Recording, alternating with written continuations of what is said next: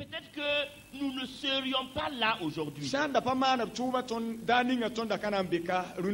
Mais encore ceci, j'ose dire que dans 60 ans,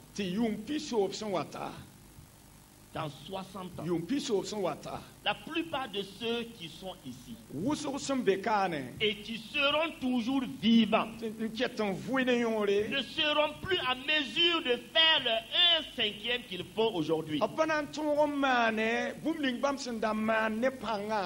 C'est une façon de dire que dans 60 ans, tous les pasteurs du Burkina seront peut-être renouvelés. Ce sont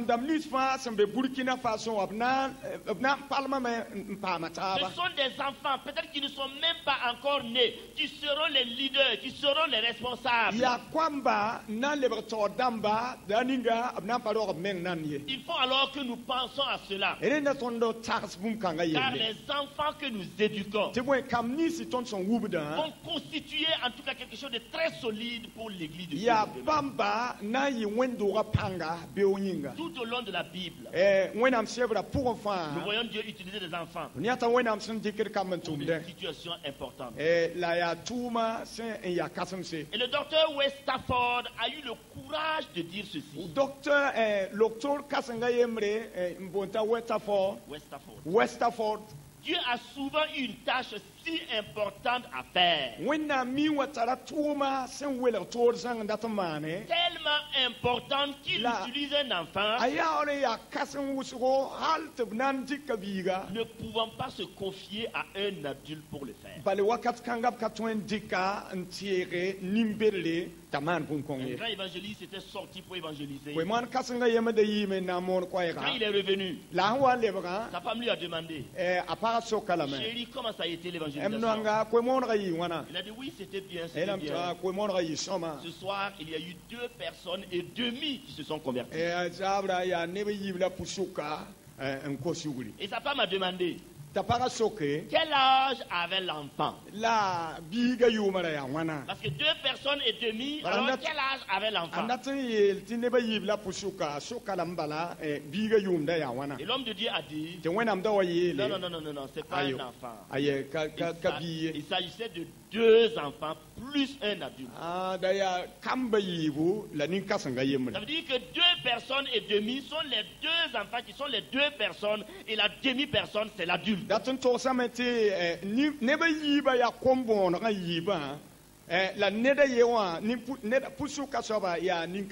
Et son argument va comme ceci. Parce que l'adulte a déjà fait presque toute la moitié de sa vie. Même plus que la moitié. Mais l'enfant a toute sa vie devant lui. Donc lui, il constitue un être entier. Combien de fois des enfants sont venus pour se convertir et on a voulu les refouler? Alors que ce sont des gens entiers. Que le Seigneur nous aide. Dans les passages que nous allons voir maintenant, nous voyons comment Dieu a été clair dans la façon dont il utilise les enfants. Dans le livre de l'Exode, nous n'avons pas le temps pour le lire. Nous voyons Dieu qui utilise Moïse. Il est vrai que l'appel de Moïse s'est concrétisé quand il avait vraiment 80 ans. Mais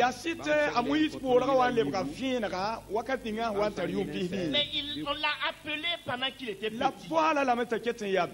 Et l'éducation que Moïse a eue de ses parents a constitué quelque chose de très important. Tellement important qu'il a voulu dévancer même dans l'appel. Et souvent quand je lis l'histoire de Moïse, ça me fait rire. Le sens d'humour de Dieu. Le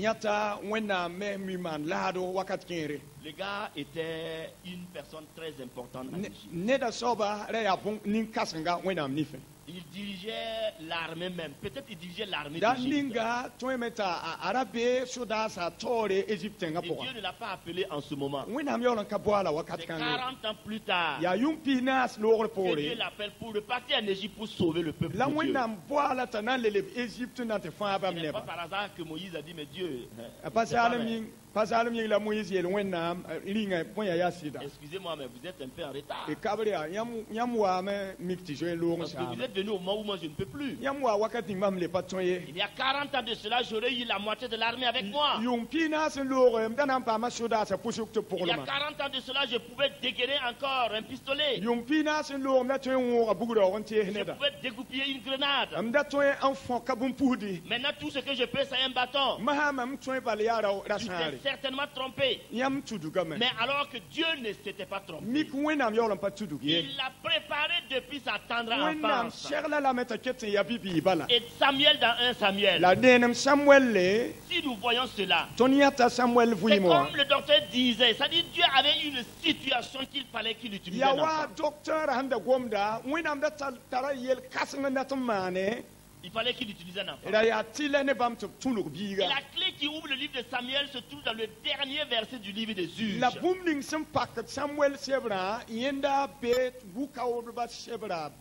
Alors on dit qu'en ce moment, Israël n'avait point de roi. Et chacun faisait ce qui lui semblait bon.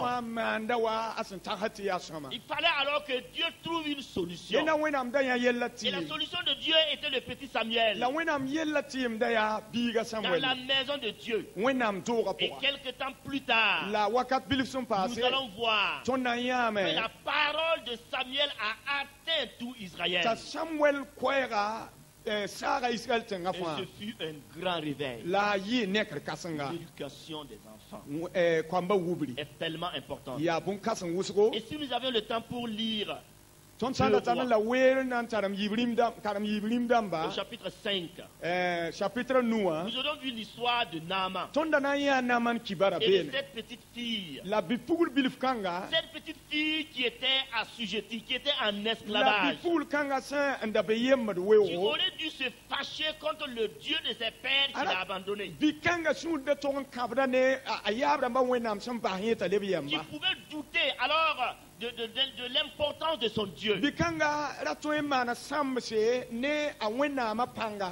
L'éducation que l'enfant a eue était tellement puissante, alors il a créé un réveil.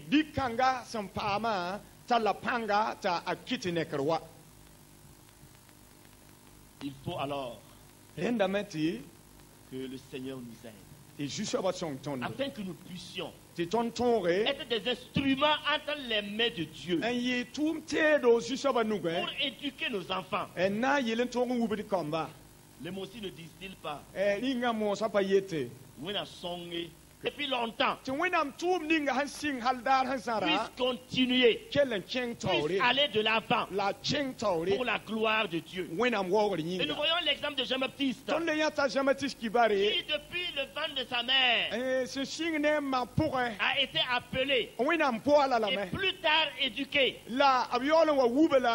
pour avoir une vie significative. Que le Seigneur nous aide afin que nous nous lancions dans cela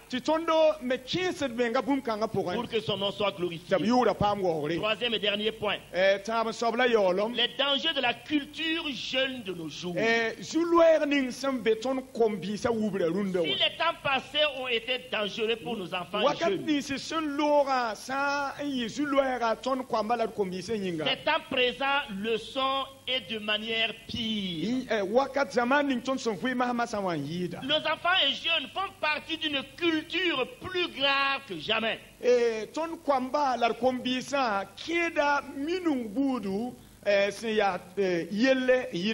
il faut que nous, parents, pasteurs et leaders spirituels, puissions travailler pour la cause de nos enfants. Nous sommes dans un monde où les jeunes font face à des tentations